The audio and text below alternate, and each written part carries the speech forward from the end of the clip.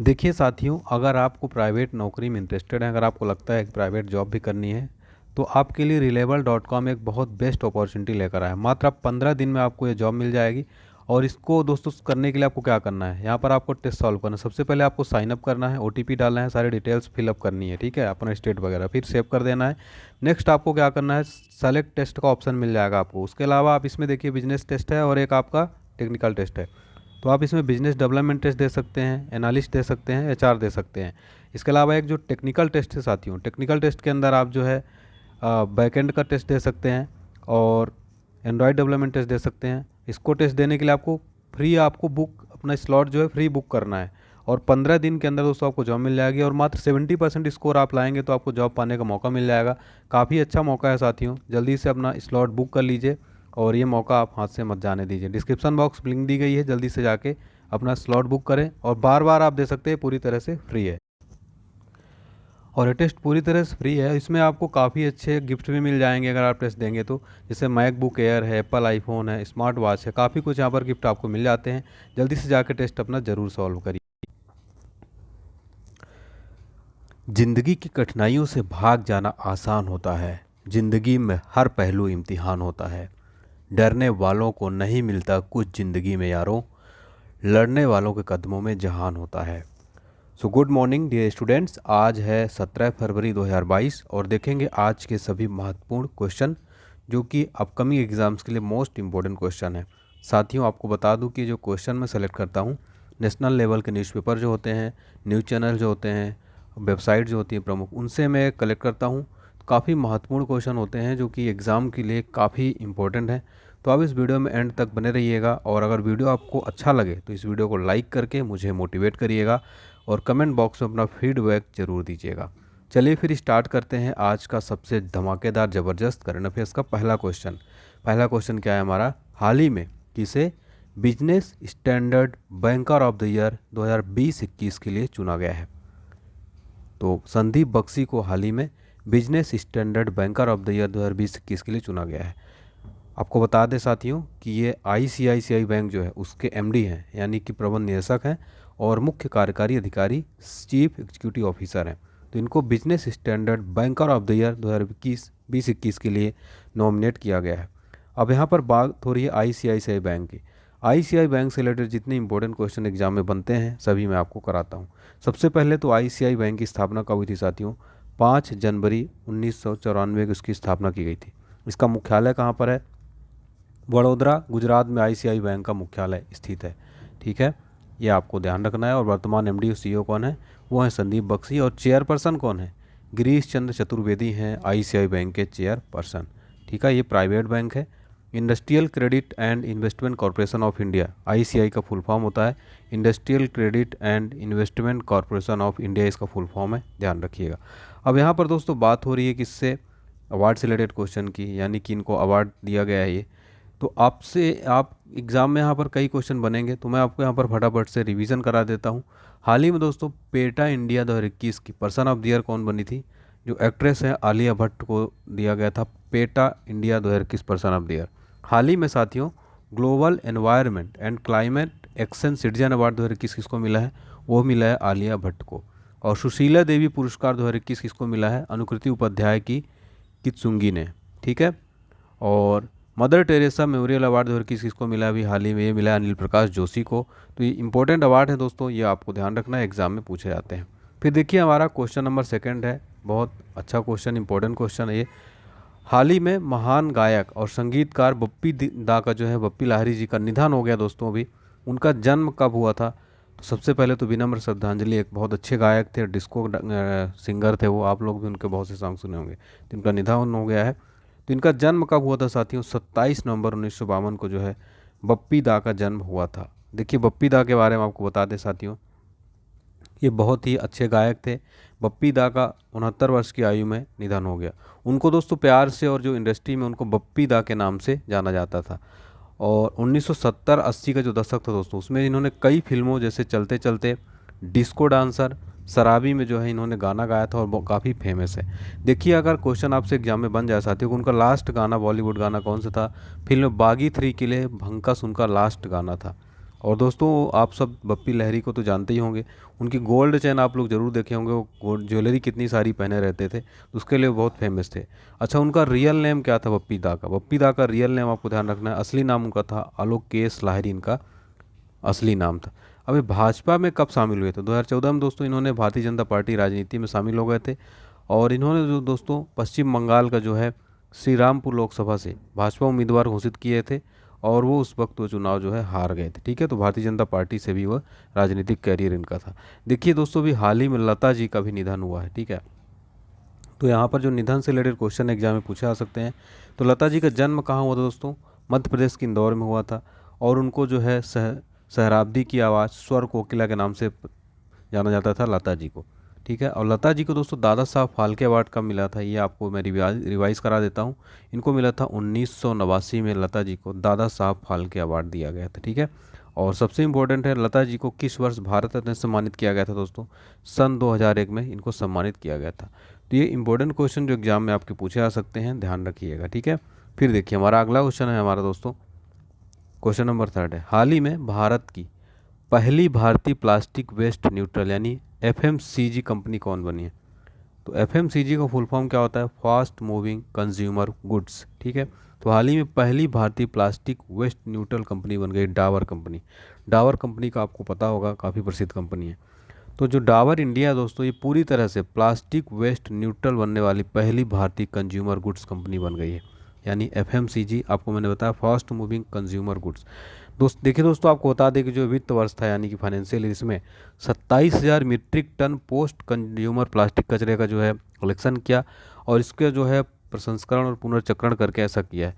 और डाबर जो है दोस्तों, इसमें रिसाइकलिंग के साथ साथ में प्लास्टिक पैकेजिंग उपयोग को पार करने का मील का पत्थर हासिल किया है। तो प्लास्टिक वेस्ट मैनेजमेंट नियम के तहत दोस्तों प्लास्टिक कचरा प्रबंधन पहल 2017-18 में शुरू किया गया था। अब यहाँ पर बात हो रही डाबर कंपनी की। तो डाबर कंपनी से रिलेटेड एग्जाम में क्वेश्चन पूछे जा सकते हैं, चर्चा में है। तो डाबर इंडिया के सीईओ कौन है वर्तमान में? वो है मोहित मल्होत्रा जी। याद रखेंगे, डाबर इंडिया का हेडक्वार्टर कहाँ पर है? गाजियाबाद के अंदर इसका हेडक्वार्टर है साथियों।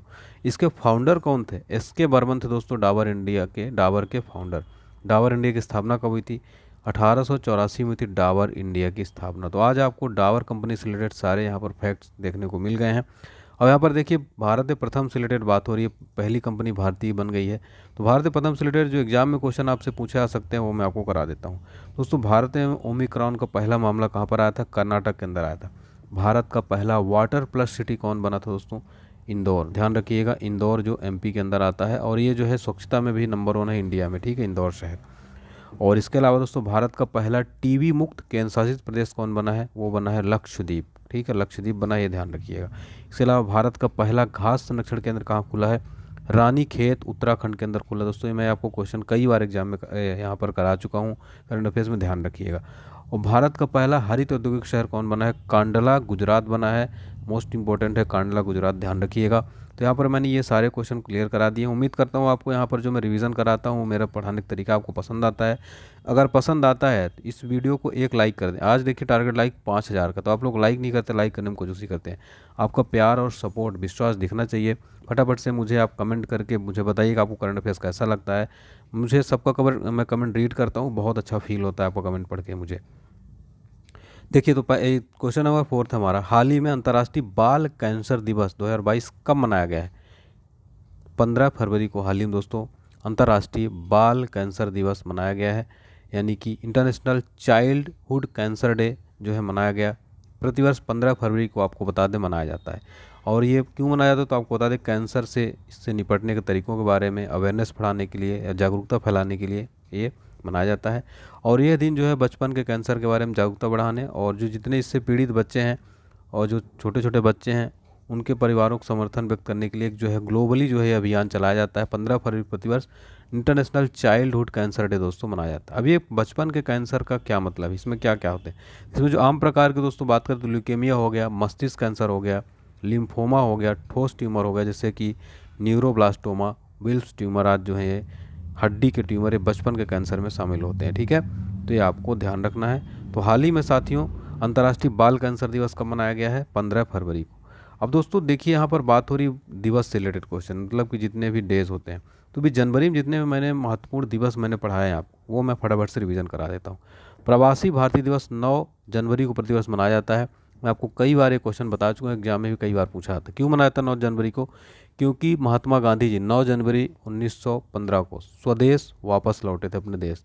तो 9 जनवरी को प्रतिवर्ष प्रवासी भारतीय दिवस मनाया जाता है। अच्छा, विश्व हिंदी दिवस, वर्ल्ड हिंदी डे कब मनाया जाता है दोस्तों? कई बार एग्जाम में क्वेश्चन बना है, 10 जनवरी को मनाया जाता है। देखिए आज आपका क्वेश्चन है, आज लास्ट में क्वेश्चन नहीं पूछूंगा, आज मैं आपसे अभी क्वेश्चन पूछ रहा हूँ कि प्रतिवर्ष राष्ट्रीय हिंदी दिवस कब मनाया जाता है? आपको कमेंट बॉक्स में बताना है। फिर अगला जो दिवस है दोस्तों, राष्ट्रीय युवा दिवस, ठीक है, ये मनाया जाता है जो अपने स्वामी विवेकानंद जी थे महान, इनकी जो जयंती है इसके अवसर पर 12 जनवरी को राष्ट्रीय युवा दिवस मनाया जाता है। थल सेना दिवस का मनाया जाता है 15 जनवरी को, और नेताजी सुभाष चंद्र बोस जयंती कब मनाई जाती है? 23 जनवरी को मनाई जाती है। और राष्ट्रीय बालिका दिवस मनाया जाता है 24 जनवरी को, ठीक है, राष्ट्रीय बालिका दिवस। 25 जनवरी को मनाया जाता है राष्ट्रीय मतदाता दिवस यानी नेशनल वोटर्स डे। 25 जनवरी को ही दोस्तों जो है चुनाव आयोग की स्थापना की गई थी, ठीक है। तो 25 जनवरी को दिवस राष्ट्रीय मतदाता दिवस मतदाताओं को जागरूक करने के लिए मनाया जाता है, ठीक है। चलिए फिर देखिए हमारा अगला क्वेश्चन काफ़ी महत्वपूर्ण क्वेश्चन है साथियों। हाल ही में सीबीएसई यानी कि इसका फुल फॉर्म मैं आगे बताऊंगा, सीबीएसई के नए अध्यक्ष कौन बने हैं? काफ़ी महत्वपूर्ण क्वेश्चन है। सीबीएसई के नए अध्यक्ष कौन बनाए गए हैं दोस्तों? वेरी वेरी इंपॉर्टेंट क्वेश्चन हो जाता है ये। तो अभी हाल ही में बने हैं दोस्तों विनीत जोशी, ऑप्शन यहाँ पर करेक्ट हो जाएगा, ठीक है। तो जो आईएएस ऑफिसर हैं विनीत जोशी को साथियों केंद्रीय माध्यमिक शिक्षा बोर्ड यानी कि central board of secondary education, इसका फुल फॉर्म होता है सीबीएसई का, इसका नया चेयरमैन नियुक्त किया गया। इन्होंने किसका जगह लिया है? मनोज आहूजा का स्थान लिया है विनीत जोशी। तो नए बन गए हैं सीबीएसई के नए अध्यक्ष विनीत जोशी बन गए हैं, वेरी इंपॉर्टेंट है। अब यहाँ पर सीबीएसई का बात हो रही है, सीबीएसई का हेड ऑफिस कहाँ पर है? दिल्ली में। स्थापना कब हुई थी सीबीएसई की? 3 नवंबर 1962 को सीबीएसई की स्थापना की गई थी। अब साथी देखिए यहाँ पर बात हो रही बहुत नियुक्तियों से रिलेटेड, हाल ही में ये नए अध्यक्ष बने, नियुक्तियों से रिलेटेड बात हो रही है। तो हाल ही में जो महत्वपूर्ण नियुक्तियाँ हुई हैं तो मैं आपको फटाफट से रिवाइज करा देता हूँ। देखिए देश का नया मुख्य आर्थिक सलाहकार अभी भारत का बनाया गया है, अनंत नागेश्वर को बनाया गया है साथियों। किसको? अनंत नागेश्वर को। हाल ही में एईपीसी का नया चेयरमैन किसको बनाया गया? नरेंद्र कुमार गोयनका को। हाल ही में इसरो के इंडियन स्पेस रिसर्च ऑर्गेनाइजेशन के साथियों इसरो के जो नए चेयरमैन बनाए गए हैं एस सोमनाथ को बनाया गया है। और हाल ही में ओएनजीसी कमान संभालने वाली पहली महिला कौन बनी है? अलका मित्तल बनी है। तो इंपॉर्टेंट जो अभी हाल ही में नियुक्तियाँ हुई है वो आपको ध्यान रखना है, ठीक है। तो हाल ही में सीबीएसई के नए अध्यक्ष बन गए हैं विनीत जोशी। चलिए क्वेश्चन नंबर 5 देखते हैं साथियों हमारा यहाँ पर। हाल ही में गुरुग्राम की पहली महिला पुलिस आयुक्त किसको नियुक्त किया गया है? गुरुग्राम की पहली महिला पुलिस आयुक्त किसको नियुक्त किया गया है? सही जवाब हो जाएगा कला रामचंद्रन को नियुक्त किया गया है। देखिए साथियों हरियाणा कैडर की हैं आईपीएस अधिकारी कला रामचंद्रन को गुरुग्राम की पहली महिला पुलिस आयुक्त यानी कि फर्स्ट वुमेन पुलिस कमिश्नर जो है गुरुग्राम में नियुक्त किया गया है। इन्होंने दोस्तों आपको बता दें कि ये के राव का स्थान लिया है। किसका स्थान लिया है? के राव का। और ये दोस्तों आपको बता दें कि आईपीएस ऑफिसर कला रामचंद्रन रेवाड़ी, फतेहाबाद और पंचकुला की जो है एसपी आईपीएस रह चुकी है, पुलिस अधीक्षक रह चुकी हैं, ठीक है। तो ध्यान रखिएगा।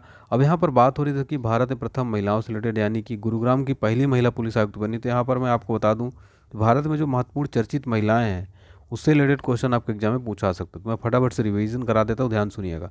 अभी हाल ही में दोस्तों पहली महिला चेयरमैन सेल की बनी है। सेल क्या होता है? Steel authority of India limited. इसकी अभी चेयरमैन बनी है सोमा मंडल। कौन बनी है? सोमा मंडल बनाई गई है, ध्यान रखिएगा। फिर है देश की सबसे युवा मेयर बनने वाली पहली महिला कौन बनी है? आर्या राजेंद्रन बनी अभी हाल ही में, ठीक है। और पहली महिला अध्यक्ष नेस्कॉम की कौन बनी दोस्तों? रेखा एम मेनन बनी है। कौन? रेखा एम मेनन। भारत की सबसे युवा महिला पायलट कौन बनी है? आयशा अजीज बनाई गई हैं। तो ये दोस्तों भारत में चर्चित महिलाओं से रिलेटेड जो प्रथम है एग्जाम में क्वेश्चन बन जाएगा वो मैं आपको यहाँ पर करा दिया हूँ। चलिए फिर देखिए हमारा अगला क्वेश्चन महत्वपूर्ण क्वेश्चन है साथियों हमारा। विश्व सतत विकास शिखर सम्मेलन 2022 की मेजबानी कौन सा देश करेगा? विश्व सतत विकास शिखर सम्मेलन 2022 की मेजबानी कौन सा देश करेगा? ये करेगा इंडिया, ठीक है, इंडिया करने जा रहा है। तो the energy and resources institute के दोस्तों एनुअल जो प्रोग्राम हुआ उसमें 21वां विश्व सतत शिखर सम्मेलन 2022 का आयोजन 16 से 18 फरवरी तक डिजिटल यानी वर्चुअली माध्यम से भारत में आयोजित किया जा रहा है। और आपको बता दें साथियों कि जो विश्व सतत विकास शिखर सम्मेलन है किसी विकासशील देश द्वारा आयोजित अपनी तरह का पहला इकलौता ये आयोजन है। इसमें दुनिया भर से राजनीतिक जो विज्ञान विशेषज्ञ, शोधकर्ता और बहुत विभिन्न प्रकार के शिक्षाविदों को जो है यहाँ पर इनवाइट किया गया है। ठीक है, चलिए फिर हमारा देखिए अगला क्वेश्चन। आगे बढ़ने से पहले आज का ब्रेकफास्ट करंट अफेयर्स दोस्तों हमारा, तो ब्रेकफास्ट करंट अफेयर्स में देखेंगे हाल ही में बदले गए नाम। ये एक ऐसा टॉपिक है जो हर एग्जाम में बनता है, तो ध्यान से सुनिएगा। जैसे आप लोग ब्रेकफास्ट नाश्ता बहुत अच्छा करते हैं ताकि आपका शरीर तंदुरुस्त रहे, आप लोग स्वस्थ रहे, इसी तरह से आपको ब्रेकफास्ट करंट अफेयर्स वो एग्जाम के लिए बहुत इंपॉर्टेंट होता है। सबसे पहला है देखिए माउंट हैरियट, अंडमान निकोबार द्वीप समूह जो माउंट हैरियट है, ये इसका नाम जो है बदलकर माउंट मणिपुर कर दिया गया। जिम कॉर्बेट टाइगर रिजर्व, इसका नाम बदलकर रामगंगा राष्ट्रीय उद्यान कर दिया गया। हाल ही में दोस्तों फेसबुक कंपनी जो है, आप लोग फेसबुक यूज करते हैं उसको यूज करना कम करिए, अब पढ़ाई में ध्यान दीजिए। इसका नया नाम कर दिया गया है मेटा। फैजाबाद रेलवे जंक्शन जो इसका नया नाम क्या कर दिया, कैंट अयोध्या कैंट कर दिया गया है। पाताल पानी रेलवे स्टेशन जो कि मध्य प्रदेश में आता है, इसका नया नाम कर दिया गया तांट्या मामा रेलवे स्टेशन, ध्यान रखिएगा। मुंबई कर्नाटक क्षेत्र जो इसका नया नाम क्या कर दिया, कित्तूर कर्नाटक क्षेत्र। हाल ही में हबीबगंज स्टेशन जो भोपाल में स्थित है मध्य प्रदेश में, इसका नया नाम क्या कर दिया गया है, रानी कमलापति रेलवे स्टेशन कर दिया गया। मिंटो हॉल जो कि एमपी में है, इसका नया नाम क्या कर दिया गया है, Kushabhau Thakre hall. Mid day meal योजना, इसका न्यू नाम हो गया है पीएम पोषण योजना। लोकसभा और राज्यसभा टीवी का नया नाम हो गया संसद टीवी। छिंदवाड़ा यूनिवर्सिटी जो कि एमपी में आती है, इसका नया नाम हो गया राजा शंकर यूनिवर्सिटी। तो इंपॉर्टेंट जो नाम बदले गए हैं ध्यान रखिएगा, इसका स्क्रीनशॉट ले लीजिएगा और इसका पीडीएफ फाइल आप हमारे टेलीग्राम चैनल से जरूर प्राप्त कर सकते हैं, डिस्क्रिप्शन बॉक्स में लिंक है, ज्वाइन कर लीजिएगा।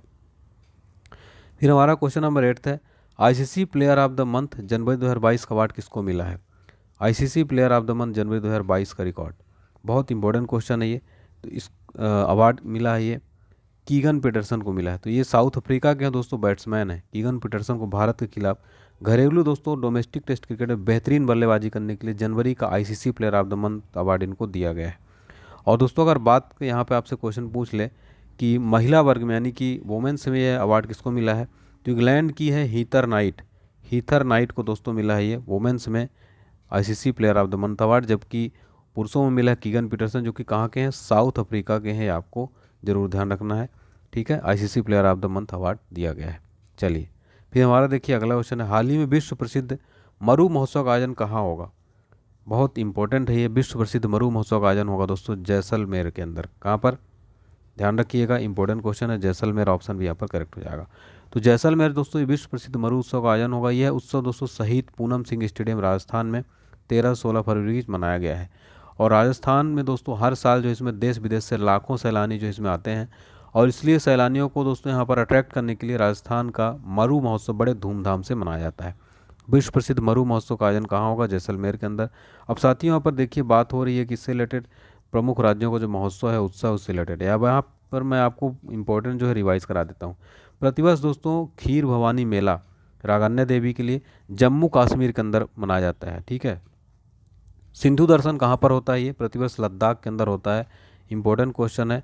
ठीक है, और नुआखाई त्यौहार प्रतिवर्ष कहाँ मनाया जाता है, ओडिशा के अंदर मनाया जाता है। ठीक है, ओडिशा के अंदर मनाया जाता है नुआखाई त्यौहार। खर्ची पूजा ये त्रिपुरा में मनाया जाता है। और लाई हराओबा ये त्रिपुरा में मनाया जाता है। और चपचार कूट मिजोरम के अंदर। हॉर्नबिल फेस्टिवल ये नागालैंड में मनाया जाता है, हॉर्नबिल फेस्टिवल। तो इंपॉर्टेंट जो जो इंपॉर्टेंट उत्सव हैं दोस्तों, मेले हैं, त्यौहार हैं, वो मैं आपको यहाँ पर रिवीजन करा दिया हूँ। अब यहाँ पर बात हो रही है राजस्थान की, यानी राजस्थान में आयोजित किया जाएगा। तो राजस्थान के जो सीएम है ध्यान रखिएगा अशोक गहलोत हैं, राज्यपाल है कलराज मिश्रा जी। ठीक है, तो ये हमारे इंपॉर्टेंट क्वेश्चन थे। अब देख लेते हैं आज के एग्जाम मंत्र में मैं आपको टॉप 10 सदाबहार जनरल नॉलेज के क्वेश्चन कराता हूं जो एग्जाम में पूछे आते हैं। पहला क्वेश्चन है, कोई विधेयक धन विधेयक है यानी इसका निर्णय कौन करता है। एक क्वेश्चन एग्जाम में कई बार रिपीटेड है, इसका निर्णय करते हैं लोकसभा अध्यक्ष। वर्तमान में लोकसभा अध्यक्ष कौन है, ओम बिरला जी हैं। अच्छा, पहले लोकसभा अध्यक्ष कौन थे, जीवी मावलंकर जी थे। ठीक है, विश्व का सबसे बड़ा महाद्वीप कौन सा है दोस्तों, एशिया महाद्वीप विश्व का सबसे बड़ा महाद्वीप है। हैदराबाद किस नदी पर बसा है, मूसी नदी के किनारे बसा है हैदराबाद। विश्व में चांदी का सबसे बड़ा उत्पादक देश कौन सा है, मैक्सिको है। क्षेत्रफल के अनुसार विश्व का सबसे छोटा देश कौन सा है, वेटिकन सिटी है। ठीक है, और स्वेज नहर किन दो सागरों को जोड़ती है, भूमध्य सागर और लाल सागर को। जितने भी क्वेश्चन दोस्तों मोस्ट रिपीटेड क्वेश्चन होते हैं एसएससी रेलवे एग्जाम के लिए। पनामा नहर किन दो महासागरों को जोड़ती है, प्रशांत महासागर और उत्तरी अटलांटिक महासागर को। भारत के संघीय क्षेत्र दादरा और नगर हवेली की राजधानी कौन सी, सिलवासा है। क्षेत्रफल की दृष्टि से भारत का सबसे बड़ा राज्य कौन सा है, राजस्थान है। पृथ्वी दिवस कब मनाया जाता है, 22 अप्रैल को प्रतिवर्ष पृथ्वी दिवस मनाया जाता है। फूलों की घाटी किस राज्य में है? तो दोस्तों उत्तराखंड में स्थित है फूलों की घाटी। ठीक है, चलिए अब देख लेते हैं साथियों जनरल साइंस के मोस्ट इम्पोर्टेंट क्वेश्चन, यानी कि ये एग्ज़ाम लंच के अंदर मैं आपको करा रहा हूँ। तो जनरल साइंस के इंपॉर्टेंट क्वेश्चन देखेंगे। पहला क्वेश्चन है, पृथ्वी के गर्भ में दूसरा सबसे ज़्यादा पाया जाने वाला धातु कौन सा है? वो है लौह। मानव शरीर में तांबा धातु की मात्रा की वृद्धि होने से कौन सी बीमारी होती है? विल्सन बीमारी। और फिर आपका अगला क्वेश्चन है, वाटर टैंकों में शैवाल को नष्ट करने के लिए किस रसायन का प्रयोग किया जाता है? कॉपर सल्फेट का। जस्ता धातु का निष्कर्षण मुख्यतः किस अयस्क में किया जाता है? जिंक प्लेड में। और ऊर्जा रूपांतरणों में से किसके द्वारा प्रकाश संश्लेषण क्रिया संपादित होती है? प्रकाश से रासायनिक ऊर्जा। और प्रकाश संश्लेषण में हरे पौधों द्वारा कौन सी गैस छोड़ी जाती है? Oxygen gas. और आपका अगला क्वेश्चन है, किस पादप हार्मोन के छिड़काव से हनीकेस फल प्राप्त किया जा सकते हैं? ऑक्सिन से। और प्रकाश अनुवर्ती संचलन किसके द्वारा नियंत्रित किया जाता है? ऑक्सिन के द्वारा। पादप वृद्धि अनुमापन के लिए साथ साथ अनुपापन के साथ किस भारतीय वैज्ञानिक का नाम जुड़ा है? जेसी बोस का। तो इंपॉर्टेंट क्वेश्चन थे जनरल साइंस के। आज मैंने आपको ब्रेकफास्ट लंच करंट अफेयर्स में इंपॉर्टेंट टॉपिक कराया। उम्मीद करता हूँ आपको पसंद आया होगा। अगर पसंद आया है कमेंट बॉक्स में मुझे मोटिवेट करिएगा, कमेंट करिएगा। अच्छा, सभी कमेंट रीड करता हूँ, मुझे बहुत अच्छा फील होता है। और वीडियो को लाइक ज़रूर करिएगा, शेयर करिएगा। आज आपका क्वेश्चन दोस्तों जिसका आंसर आपको कमेंट बॉक्स में बताना है कि हाल ही में दोस्तों जो है सीबीआई के निदेशक कौन बने हैं? सीबीआई के वर्तमान निदेशक कौन, आपको कमेंट बॉक्स में जरूर बताना है। वीडियो कैसा लगा कमेंट बॉक्स में बताइएगा। मिलते हैं अगले वीडियो के साथ, तब तक के लिए आप अपना ध्यान रखिए, स्वस्थ रहिए, व्यस्त रहिए, मस्त रहिए। जय हिंद, जय Bharat, take care, bye bye.